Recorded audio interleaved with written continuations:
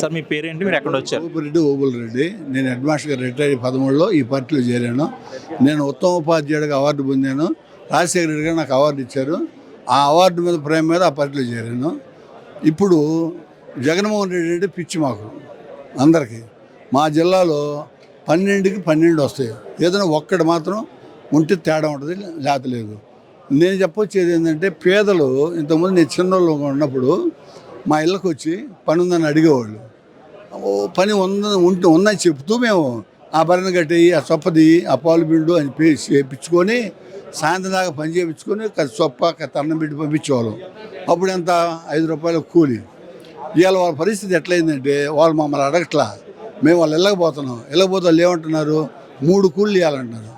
7 గంటలు మొదలు పెట్టుకో 12 గంటలకు ఒక కూలి, 12 కాడి నుంచి 2:30కి ఒక కూలి, 2:30 కాడి నుంచి 6 గంటల దాకా ఒక కూలి. రెండోది వాళ్ళకి థమ్సప్ బాటిల్, పాన్ పరాగు, మంచినీళ్ళ బాటిల్ తప్పనిసరిగా ఇవ్వాల.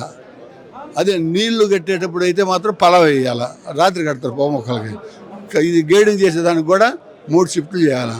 వాళ్ళు ఆనందంగా ఉన్నారు. మాది చేంకుర్తి గెలాక్సీ వాళ్ళు అందరూ వచ్చి తీసుకెళ్ళి ఉదయం టిఫిన్, సాయంత్రం అన్నం పెట్టి పంపిస్తారు. వాళ్ళు 500 ఇస్తారు. ఈ విధంగా ఆనందంగా ఉన్న టైంలో ఈ డబ్బులు ఇచ్చిన తర్వాత ప్రతి వాళ్ళు ఒక బర్రెనో లేకపోతే పొట్టేళ్ళనో మేకలను కొనుక్కొని ఓ పిల్లనాడు పంపించుకొని అవి అమ్ముకొని బ్రహ్మాండంగా డెవలప్ అయ్యారు. ఇంకా అంతకంటే స్వాతంత్రం ఏంది? సచివాలయాలు మీరు చూస్తే సార్, మీ కాడ ఎట్టుందో మా కాడ కట్టేశారు. సచివాలయం, ఆదర్శ రైతు భరోసా, ఈ పక్కేమో హాస్పిటల్, ఆ పక్కేమో చిల్లింగు. అవన్నీ చూసిన తర్వాత దాంట్లో ఎంతమంది ఉద్యోగస్తులు ఉన్నారు? సచివాలయంలో 10 మంది ఉన్నారా? వాలంటీర్లో 15 మంది ఉన్నారా? దాంట్లో 6 ఉన్నారా? దాంట్లో 7 ఉన్నారా? మొత్తం 45 మంది గవర్నమెంట్ ఉద్యోగులు దీంట్లో ఉన్నారు. బడి ఉంటుందిగా, దాంట్లో ఉన్నారు. అంటే 50-60 మంది ప్రతిరోజు గ్రామానికి వస్తున్నారు. ఎంత డెవలప్ అయినట్టు? ఎక్కడ పట్టినా రోడ్లు వేసాడు. ఆయన ఏమంటున్నాడంటే, నేను బాగు చేశానని అనుకుంటే, నేను పడిపోతున్నాను కదా, అప్పుడు అన్నం పప్పుచారు, అంతే, పప్పుచారు అన్నము తిని వెళ్ళిపోవాలా. ఇప్పుడు పప్పుచారు, చిక్కడీలు ఇవన్నీ కూడా తయారు చేయటం, షూ, బూటు, ఇవన్నీ సొక్కాలు, కలరు అన్నీ వేసి పంపిస్తుంటే వాళ్ళ పిల్లల్ని ఇప్పుడు చూస్తున్నారు కదా, వాళ్ళు ఇంగ్లీషు డాడీ అమ్మ అని అంటున్నారు ఇప్పుడే. వీళ్ళకి అందుకే భయం పడుతుంది. ఇంకొక 6 ఏళ్ళు దాలండి వాళ్ళ పిల్లలు ఇంగ్లీష్లో మాట్లాడితే ఈ తండ్రికి ఎంత ఆనందం వేసిద్దో, ఎంత గౌరవం వేసిద్దో. అందువల్ల వాళ్ళందరూ కూడా ఏకక్షేత్రాధిపత్యంగా వాళ్ళు నిర్ణయించుకున్నారు ముందుగానే. అయితే రేపు ఎందుకు మనం ముందు బయటపడాలా, రేపు ఏం వస్తాయో అవి తీసుకున్నా చేద్దాం అనే ఆలోచన తప్పితే గెలుపు గ్యారంటీ. మాకు అంతవరకు ఏం ఇబ్బంది లేదు. నేను పార్టీ పరంగా చెప్పట్లా. అదేవిధంగా మాకు నాగార్జున గారు మంత్రి గారిని వేశారు. ఆయన ఇంకా బాగా చేసుకుంటున్నాడు, బాగా పరిశీలిస్తున్నాడు. ఆయన ముఖ్యమంత్రి గారి సన్నిహితుడు. అన్ని రోడ్లు అన్నీ వేసుకొచ్చి మమ్మల్ని బ్రహ్మాండంగా చేస్తున్నారు. చంద్రబాబు నాయుడు ఎప్పుడు కూడా అబద్ధం. ఆ అబద్ధాలతోటి ఈ విషయంలో 24 సీట్లు ఇస్తాను ముందే చెప్పవచ్చు కదనకి. అతనైనా కానీ పావాలంటున్నారని చెప్పి తీసుకోకుండా ఉండాలిగా, పావలా తక్కువ తీసుకున్నాడు మళ్ళీ. అయితే ఆ పావలా తక్కువకి ఏమైనా పెట్టాడా? పెట్టలా. ఇప్పుడు దీంట్లోంచి పోయిన వాళ్ళందరూ దాంట్లో బుచ్చేసేదని అన్న దాంట్లో పెడుతున్నారు. రేపు వాళ్ళు గెలిచినా గడిపోతారు సార్, మళ్ళీ ఇట్టే వస్తారు. ఆయన 4 ఉంటాయి కదా, నువ్వు మళ్ళీ సినిమాలు తీసుకోండి అంటాడు. అందువల్ల కాపులు కూడా మన పక్కనే ఉన్నారు. కాపు నేస్తామని కాపులు 35,000 వేస్తున్నారు. కాపు పిల్లలకి అమ్మ ఓడిస్తున్నారు. 25,000 ఇల్లు ఒంగోలులో మనం పంచామండి. చరిత్రలో నవ్వుతో నా భవిష్యత్తు. అది 10 లక్షలు ఒక్కొక్క సైటు, రైల్వే స్టేషన్ పక్కనే. ఇక వాళ్ళు రేపు ఇల్లు కట్టిస్తాం మేము.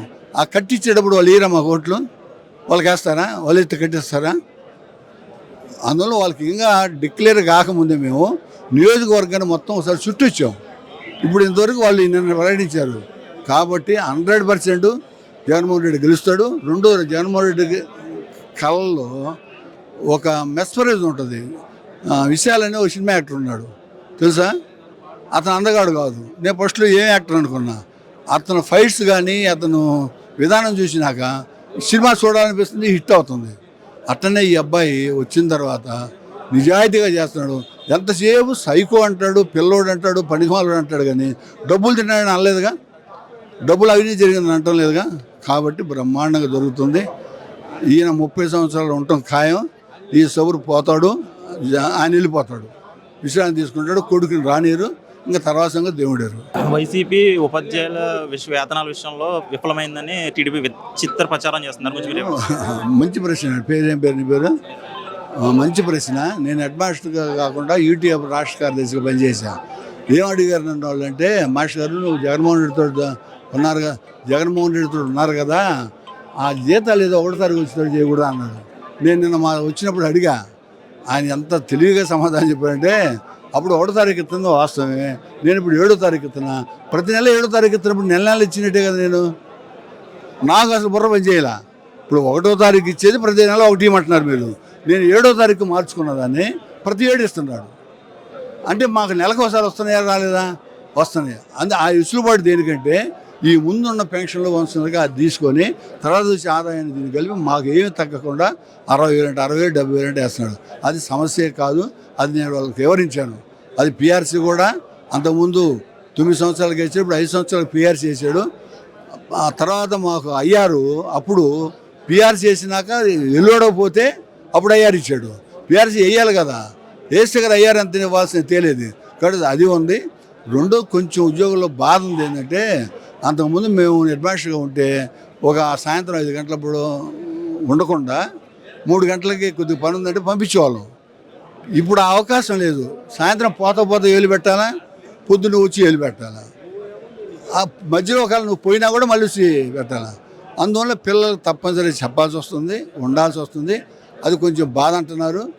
అది ఆ బాధ అనేది కొంతమందికి ఉంటుంది కానీ అందరికి ఉండదు. ఉద్యోగస్తులు కూడా బ్రహ్మాండంగా వేస్తున్నారు. వాళ్ళు ఇప్పుడు నిన్న కూడా బండి శ్రీనివాసరావు ఎన్జిఓ అధ్యక్షుడు మాకు మంచి అవకాశం ఇచ్చాడు. మేము మొత్తం చేస్తానన్నాడు. మేము నమ్మాము. మేము స్ట్రైక్ రాము అని అన్నారు. ఎన్జిఓ లీడర్ ఆ మాట అన్నప్పుడు ఉపాధ్యాయ సంఘాల్లో కమ్యూనిస్టులు ఉన్నారు, సిపిఐ, సిపిఎం. ఆ సిపిఐ వాళ్ళు మాత్రం తెలుగుదేశం పక్కన ఉంటారు, సిపిఎం వాళ్ళు గట్టిగా ఉంటారు. అలాంటి వాళ్ళు ఏదన్నా ధర్నాలు, బ్లాడ్జీలు ధరించడం తప్పితే దానివల్ల మనకు నష్టం ఏమాత్రం లేదు. దాని బదులు ఒక్కొక్క జిల్లాలో నాకు తెలిసి 12 లక్షల మంది ఉంటారు సార్. ఏది దాంట్లో ఇప్పుడు ఈ ఉద్యోగస్తులు అయితే, వాలంటీర్లు అయితే దాదాపు 1,50,000 ఉద్యోగాలు వచ్చినాయి. వాళ్ళందరూ మనకు కనిపెట్టుకున్నారు. వాలంటీర్లు మనకు కనిపెట్టుకున్నారు, ఆయాలు మనకు కనిపెట్టుకున్నారు, పారిశుద్ధ్య కార్మికులు వీళ్ళందరూ పెంచారు. కాబట్టి మంచిగా బతుకుతున్నారు. ఇవాళ ఇది పోతుంది, ఇది ఒక్కటి పోతుంది. నాకు అది సంతోషం. నేను రచయితగా ఇవాళ స్థలాలు ఇస్తుంటే నాకు అలా అర్జునవాడు వద్దు, ఈ అబ్బాయి కుమరోళ్ళ అబ్బాయి వద్దు లేదు.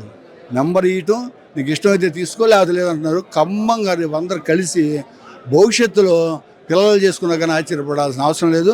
అది అత్యంత ఆవశ్యకత కూడా అడిగితే మంచి వాతావరణం జరుగుతూ ఉంది. చెట్లు వేయటం కానీ, 30 అడుగుల రోడ్లు కానీ, మంచి డిజైన్లు కానీ, మంచి నీళ్ళ పైపులు కానీ, కరెంటు తీగలు కానీ ఎక్కడ తెస్తున్నాడో మాకు తెలియదు కానీ బ్రహ్మాండంగా బాగా జరుగుతూ ఉంది.